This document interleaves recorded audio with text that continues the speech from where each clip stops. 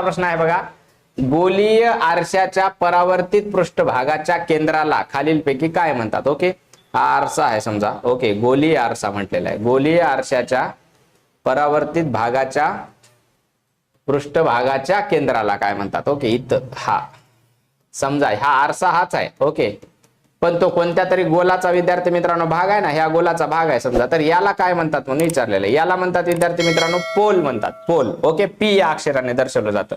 आणि या पोल पासून एक रेषा काढून विद्यार्थी मित्रांनो ती आरशावर जिथं जाते त्याला सी म्हणतो आपण, बरोबर आहे का? आणि याला काय म्हणायचं असते? ही जी रेषा असते त्याला मुख्य अक्ष म्हणायचं असते. ओके, याला काय म्हणतो आपण? मुख्य अक्ष.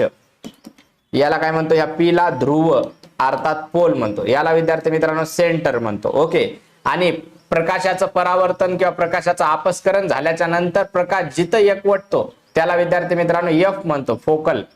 ओके, किंवा नाभी असं आपण म्हणतो बघा, प्रकाशाची नाभी म्हणतो. लक्षात ठेवा, आपल्याला हे विचारलेलं आहे. ओके, गोलीय आरशाच्या परावर्तित पृष्ठभागाच्या केंद्राला ओके काय म्हणायचं असतं?